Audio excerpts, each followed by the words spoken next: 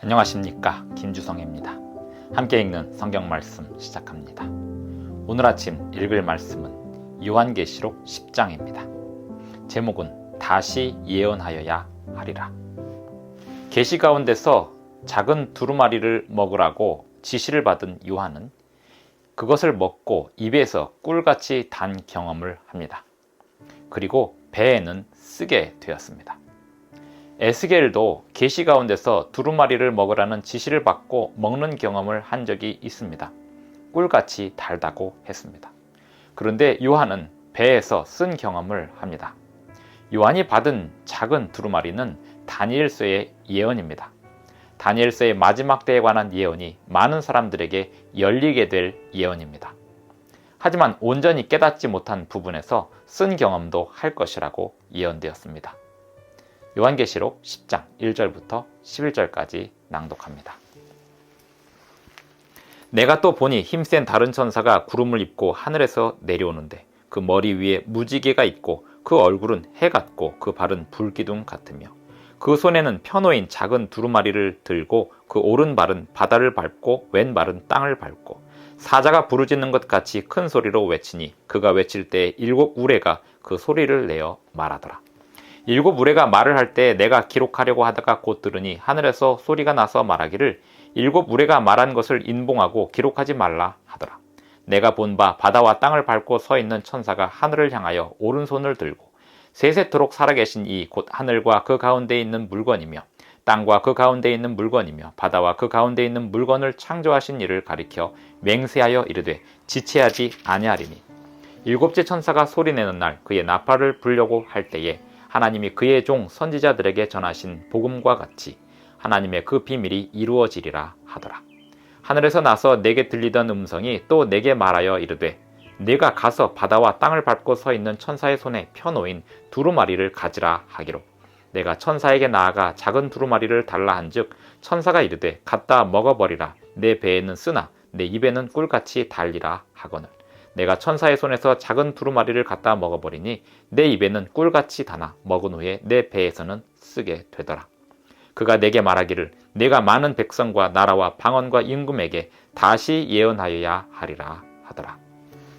요한계시록 10장 1절부터 11절까지 낭독하였습니다. 내가 또 보니 힘센 다른 천사가 구름을 입고 하늘에서 내려오는데 이렇게 시작하는 10장 1절부터 나오는 이 천사의 모습은 다니엘서 12장에 나와 있는 예수님의 모습과 비슷하고 거의 흡사합니다. 따라서 예수님이심을 이 부분에서 알 수 있습니다. 예수님께서 작은 두루마리를 들고 오른발은 바다를 밟고 왼발은 땅을 밟고 서 계셨습니다. 6절에 보면 세세토록 살아계시니 곧 하늘과 그 가운데 있는 물건이며 땅과 그 가운데 있는 물건이며 바다와 그 가운데 있는 물건을 창조하신 이를 가리켜 맹세하여 이르되 지체하지 아니하리니 여기서의 지체하지 아니하리라는 말은 다른 번역으로는 시간이 다시 없으리니 또 다른 뜻으로는 기간에 관한 예언이 다시 주어지지 아니하리니 라는 뜻입니다. 하늘과 땅과 바다와 그 가운데 모든 것을 만든 창조주 하나님 앞에 맹세하고 있습니다. 마지막 때 창조주 하나님을 증거할 세 천사의 기별에 대한 암시가 함께 담겨 있습니다. 세 천사의 기별을 증거하게 될 마지막 때는 다시는 시간에 관한 예언이 주어지지 않을 것이라는 것입니다. 예수님 오시는 그 날과 그 때는 아무도 알지 못하기 때문입니다. 요한이 먹었던 그 두루마리는 다니엘서의 예언입니다. 힘센 천사가 예수님임을 상징하고 있는 것처럼 다니엘서 12장을 연상시키고 있는 것처럼 다니엘서에서 봉함되었던 그 마지막 때에 관한 예언이 마지막 때 사람들에게 공개될 것을 설명하는 장면이 요한이 두루마리를 먹는 장면으로 소개됩니다.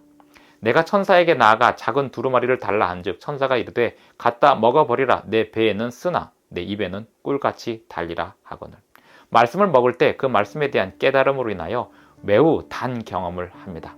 그런데 이 말씀 다니엘서에 관한 예언을 해석하고 풀어가는 과정에서 1844년에 많은 그리스도인들이 많은 재림운동가들이 겪었던 그 아프고 쓴 경험이 요한계시록 10장에 이렇게 예언이 되어 있었습니다. 내가 천사의 손에서 작은 두루마리를 갖다 먹어버리니 내 입에는 꿀같이 다나 먹은 후에 내 배에서는 쓰게 되더라. 그들이 쓴 경험을 할 것도 예언되어 있었습니다. 그들이 그렇게 경험하는 것이 하나님의 섭리 안에 있었다는 것입니다.